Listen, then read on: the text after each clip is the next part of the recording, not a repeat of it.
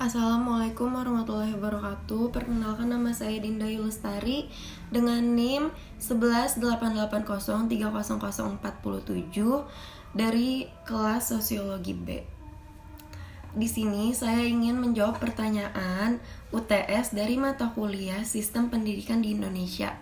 Soal yang pertama itu adalah jelaskan pengertian sistem, pengertian pendidikan, dan sistem pendidikan. Pengertian sistem, menurut Kamus KBBI, sistem adalah perangkat unsur yang secara teratur saling berkaitan sehingga membentuk suatu totalitas. Jadi sistem juga diartikan sebagai susunan yang teratur dari pandangan, teori, asas, dan sebagainya.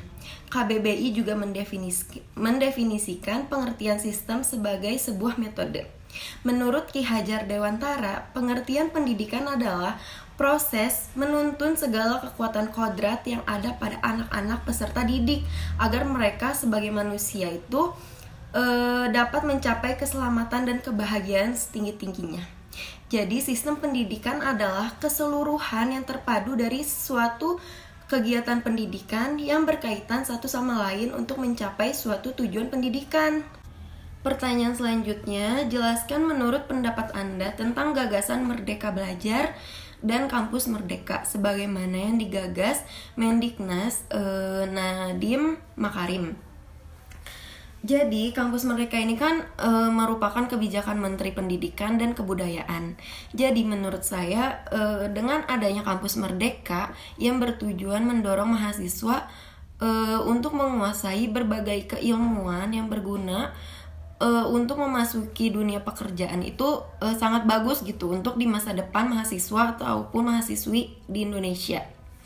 Karena Kampus Merdeka ini kan pada dasarnya menjadi sebuah konsep baru yang membiarkan mahasiswanya ini mendapatkan kemerdekaan dalam belajar di perguruan tinggi. Jadi dalam penerapannya ini, konsep ini nantinya mahasiswa ini akan diberikan keleluasaan selama 2 semester pada program belajarnya untuk melakukan kegiatan di luar kelas gitu. Terima kasih. Pertanyaan selanjutnya, salah satu tujuan pendidikan Islam sebagaimana dalam Quran Surat Az-Zariyat, talar bunyi ayat tersebut, artinya dan maksudnya, yaitu tujuan pendidikan Islam ini adalah menumbuhkan sikap dan jiwa yang selalu beribadah kepada Allah. Sebagaimana firman-Nya, dan aku tidak menciptakan jin dan manusia melainkan supaya mereka menyembahku. Quran Surat Az-Zariyat ayat 51. Jadi tujuan mempelajari pendidikan Islam ini agar kita selalu mengingat dan menjauhi segala larangan Allah, agar tidak berpaling dari akidahnya Allah. Jadi Allah ini kan menciptakan manusia dan jin tidak bukan hanya untuk menyembahnya. Nah, jadi intinya ini mempelajari pendidikan agama Islam ini agar manusia tidak melupakan penciptanya dan selalu mengurusi urusan akhiratnya, tidak hanya mengurusi urusan dunianya aja gitu. Untuk pertanyaan nomor 4, jelaskan bagaimana posisi kurikulum dalam sistem pendidikan nasional di negara kita.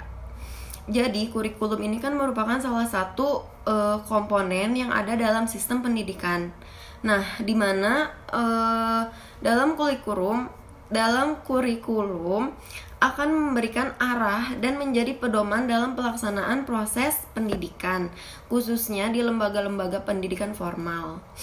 Jadi tanpa adanya kurikulum, proses pendidikan tidak akan berjalan terarah dengan baik gitu. Bahkan jika ditinjau dari pandangan ekstrim, bisa kita katakan jika tidak ada kurikulum, maka sekolah tidak akan ada proses pendidikan seperti itu. Terima kasih. Untuk pertanyaan nomor 4, jelaskan bagaimana posisi kurikulum dalam sistem pendidikan nasional di negara kita. Jadi kurikulum ini kan merupakan salah satu komponen yang ada dalam sistem pendidikan. Nah, di mana dalam kurikulum akan memberikan arah dan menjadi pedoman dalam pelaksanaan proses pendidikan, khususnya di lembaga-lembaga pendidikan formal. Jadi tanpa adanya kurikulum, proses pendidikan tidak akan berjalan terarah dengan baik gitu. Bahkan jika ditinjau dari pandangan ekstrim, bisa kita katakan jika tidak ada kurikulum, maka sekolah tidak akan ada proses pendidikan seperti itu. Terima kasih. Pertanyaan selanjutnya yaitu fenomena pendidikan di Indonesia.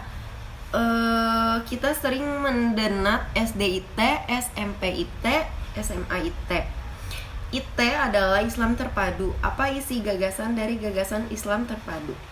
Jadi, pendidikan agama Islam berbasis terpadu adalah upaya sebagian umat Islam dalam mengimplementasikan ajaran Islam yang berlandasan Al-Quran dan Hadis melalui pendidikan agama Islam secara komprehensif.